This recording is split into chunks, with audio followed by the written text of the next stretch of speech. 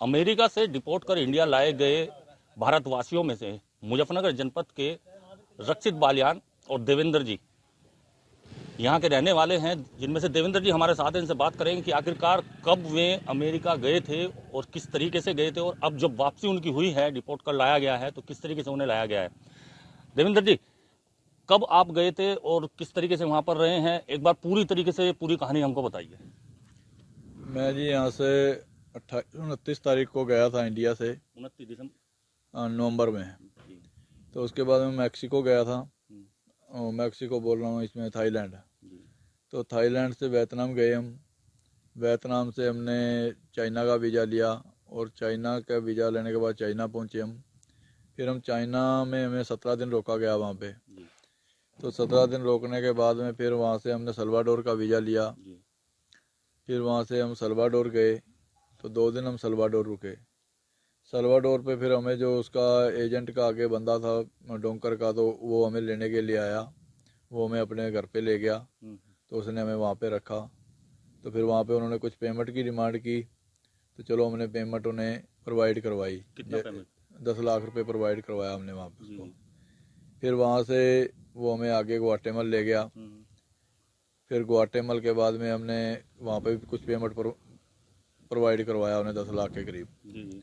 डोंकर जो है, ये होते कौन है वहाँ पर? ये माफिया के लोकल माफिया है वहाँ का। मैक्सिको का माफिया है, सल्वाडोर का माफिया है, ग्वाटेमल का माफिया है। ये माफिया चलता है वहाँ पे सारा। अच्छा अच्छा। तो यही माफिया ही वहाँ पे देखता है काम सारा। फिर वहाँ से हम ग्वाटेमल से मैक्सिको चले जाते हैं, कैनकन चले जाते हैं, कैनकन से मैक्सिको सिटी जाते हैं। फिर तिजवाना जाते हैं। तिजवाना वो हमको 3 दिन के लिए रोकते हैं वहाँ पे। वहाँ पे सारा पेमेंट क्लियर करवाया जाता है उनको। कितना पेमेंट? पेमेंट उनको 20 लाख रुपए क्लियर करवाया गया वहाँ पे। यानी कि ये कहीं जो कि कुल 20 आपने 40 लाख रुपए अब तक 40 के लाख दिए। रुपए दे दिए उनको। ये पैसा कहाँ से आपने किस तरीके से ये इंतजाम? हमने कुछ रिश्तेदारों से किया, कुछ आड़ती वगैरह से अपने से किया, कुछ इधर से पकड़ा। इंडिया से? इंडिया से।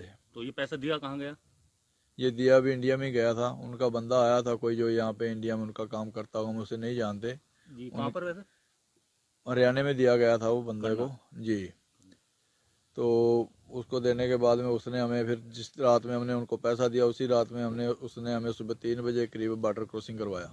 बॉर्डर किस तरीके से क्रॉस कराया और कौन सा बॉर्डर? बॉर्डर था ये तिजवाना में बॉर्डर है, सन डिएगो सिटी पड़ती है कैलिफोर्निया की। जी जी। वहाँ से उन्होंने हमें क्रॉस करवाया। उनकी दीवार है, जो बोलते हैं ना अमेरिका की दीवार है, वो अमेरिका की दीवार क्रॉस करवाई उन्होंने हमारे। कितनी बड़ी दीवार ऊंचाई थी? उसकी ऊंचाई होगी कोई 15 फीट। किस तरह पार तो कराया वो आपने? सीढ़ी, लोहे की सीढ़ी है उनके पास में सरियों की, तो उसको उस पर टांग देते हैं। तो उस पर स्टेप बाई स्टेप चढ़ के दूसरी साइड पे फिर सीढ़ी लगी होती है, तो उधर से उतर जाते हैं। उधर फिर उसकी जो यूएसए की आर्मी है, बॉर्डर सिक्योरिटी फोर्स है, तो वो उसको, या तो वो खुद आ जाते हैं कुछ टाइम में राउंड के लिए। तो वो उस टाइम जब आते हैं तो आदमियों को पकड़ लेते, नहीं तो उनको कॉल करनी पड़ती है, जो वहाँ का हेल्पलाइन नंबर है। तो वो आ जाते हैं, तो वो आपको पकड़ के अपने कैंप में ले जाते हैं। कस्टडी में ले लेते कस्टडी में लेते हैं। कस्टडी में लेने के बाद में वो कैंप ले जाते हैं, कैंप में रखते हैं। तो कैंप में रखने के बाद में इस बार उन्होंने हमें कैंप में 20 दिन रखा। हम कैंप में रहे वहाँ पे उनके। तो काफ़ी तंगी आई कैंप में, खाने पीने की वजह से। रहने के लिए बहुत ठंड होती है, एसी छोड़ देते हैं पूरा, तो उसमें काफ़ी दिक्कतें आई हैं। तो फिर उन्होंने 20 दिन बाद हमें वहाँ से निकाल के हथकड़ियाँ वगैरह लगा करके, तो हमें नहीं पता कहाँ लेके जा रहे हैं, कहाँ नहीं लेके जा रहे हैं। वो तो हमें रास्ते में आके पता लगा, और फाइनली तो हमें अमृतसर आके ही पता लगा है कि हम इंडिया आए हैं। उन्होंने हमें रास्ते में कुछ नहीं बताया कि आपको कहाँ पे लेके जा रहे हैं। किस किस मतलब कौन सी तारीख में आपको वहाँ से लेकर चले थे अमेरिका से? ये हमें 2 फरवरी को लेके चले थे वहाँ से। तो 5 फरवरी को हम यहाँ पे पहुँचे हैं, अमृतसर। हाँ जी। 2 फरवरी को चले थे और 5 फरवरी पहुँचे यहाँ पे। किस काम को करने के लिए आप लोग अमेरिका गए थे और क्या सोचकर गए थे? जिस तरीके से आपने ये पूरी कहानी बताई है, तो जो आप गए थे वो इलीगल तरीका था एक तरीके से, जिस तरीके से गए थे।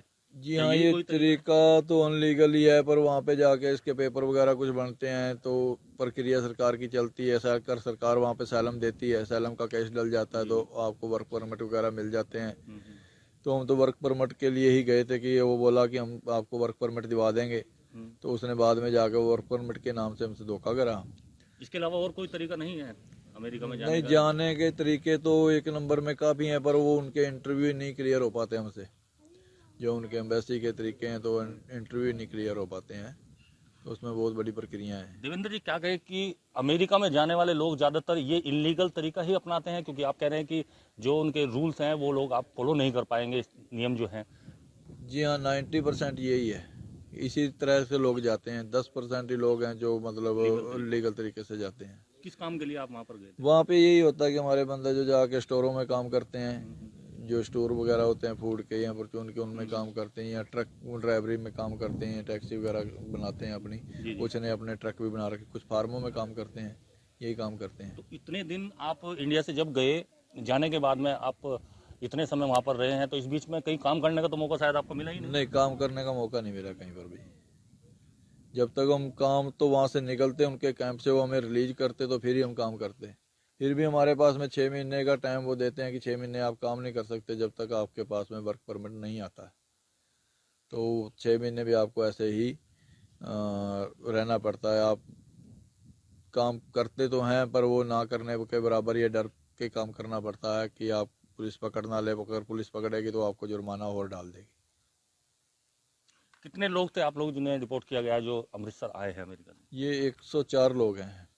उसमें कुछ फैमिलियां हैं, कुछ बच्चे हैं, कुछ हरियाणा के हैं, कुछ पंजाब के हैं, महाराष्ट्र के हैं, गुजरात की काफ़ी फैमिलियां हैं। कितने पढ़े लिखे हैं आप? मैं हाई स्कूल पास हूँ। और यहाँ जो आपका परिवार मुजफ्फरनगर में जो रहता है क्षेत्र में, क्या काम करते हैं? परिवार में कौन कौन आपके? सब खेती से जुड़े हुए हैं। ये हमारे परिवार जो है। परिवार का कोई बंदा गया हुआ है कोई अमेरिका विदेश? नहीं, रिश्तेदार काफ़ी गए हुए हैं, परिवार से कोई नहीं गया हुआ है। जो कदम अमेरिका ने ये रिपोर्ट का उठाया है, तो क्या मानते हैं कि ये सही है या गलत है? ये गलत है, ये कदम उसका बहुत ज़्यादा गलत है। सब डरे हुए हैं वहाँ पे, जिनके पास परमिट भी है वो भी डरे हुए हैं। सबकी जांच पड़ताल हो रही है, सबको पहले बुलाया गया, परमिट दिए गए, पैसे खर्च किए लोगों ने वहाँ पे, काफ़ी बॉन्ड भरे हैं, जो उनके फीसें हैं वो भरी हैं। अब उनको बोल रहे कि आप जाओ। अब उनसे काम ले लिया तो अब बोल रहे हैं कि जाओ। क्या कहें कि जो वहाँ के माफिया हैं, उनकी एक तरीके से कैद में आप रहे हैं, और 40 लाख रुपए दे करके फिर वहाँ से आप किसी तरीके से छूटे और अमेरिका आर्मी के पास पहुँचे, उसके बाद उन्हें डिपोर्ट किया गया आपको। तो माफिया राज वहाँ पर कायम है? कोई पुलिस वगैरह कोई? माफिया राज पूरा काम। मैक्सिको का माफिया एक नंबर में माफिया है। वो बहुत तगड़ा माफिया है। मैक्सिको को चला ही माफिया रहा है। कोई यातनाएं इस दौरान आपको दी हों उन लोगों ने? वो काफ़ी टॉर्चर करते हैं। अभी यहाँ अगर पैसे नहीं मंगवाओगे तो हम तुम्हें मार देंगे, हम छेतेंगे, पीटेंगे, ऐसे बोलते हैं, सारे काम करते हैं, वो करते भी हैं। उन्होंने जो अपने कैंप में आपको रख रखा था, उस दौरान आपने देखा होगा कितने लोग वहाँ पर और होंगे इंडियन या अन्य देशों के वहाँ पर मौजूद? जो इसका यूएसए वाला कैंप है, जी। उसमें काफ़ी इंडियन है। कम से कम भी अभी जो जिस कैंप में हम थे, कोई ऐसा होगा, कोई 1000-1200 इंडियन होगा। अदर कंट्री के भी वो काफ़ी हैं। इसके नेपाल से बहुत बंदे हैं, और पाकिस्तान से हैं, अफ़गानिस्तान से हैं, चीन से हैं, काफ़ी कंट्रियों से हैं जिनके नाम भी नहीं शायद हमें याद। तो क्या कहें कि अब क्या आप दोबारा फिर कोशिश करेंगे अमेरिका की तरफ जाने के लिए या किसी अन्य देश के लिए? नहीं जी, हम कहीं नहीं जाएंगे। अब तो यहीं पे रहना पसंद करेंगे। खेती करेंगे, अपना थोड़ा खा लेंगे, अच्छा खा लेंगे यहीं पे। और जिस तरीके से 40 लाख रुपए का इंतजाम आपके परिवार ने किया है, तो क्या लगता है अब इस 40 लाख को उतारने में किस तरीके का संघर्ष आपको करना पड़ेगा? वो भी देखेंगे जी। रिश्तेदारों के फ़ोन आ रहे हैं, कोई बात नहीं, मिलजुल के जो परिस्थिति आई है उसको निपटेंगे, जैसे भी होगा करेंगे। तो ये थे देवेंद्र जी। आपने सुना कि जिस तरीके से ये अमेरिका काम के लिए गए थे, और फिर वहाँ पर जो वहाँ का माफिया है उनके हाथ में ये लोग लग गए, और उसके बाद 40 लाख रुपए उन माफियाओं को देने के बाद ये अमेरिका की आर्मी के पास पहुंचे थे, जहाँ से इन्हें फिर उसके बाद में डिपोर्ट कर अमृतसर भेजा गया था। अब इनका कहना है कि आज के बाद ये किसी भी विदेश में नहीं जाएंगे और अपने घर पर ही अपने परिवार के साथ रहकर किसान की तरह खेती करेंगे।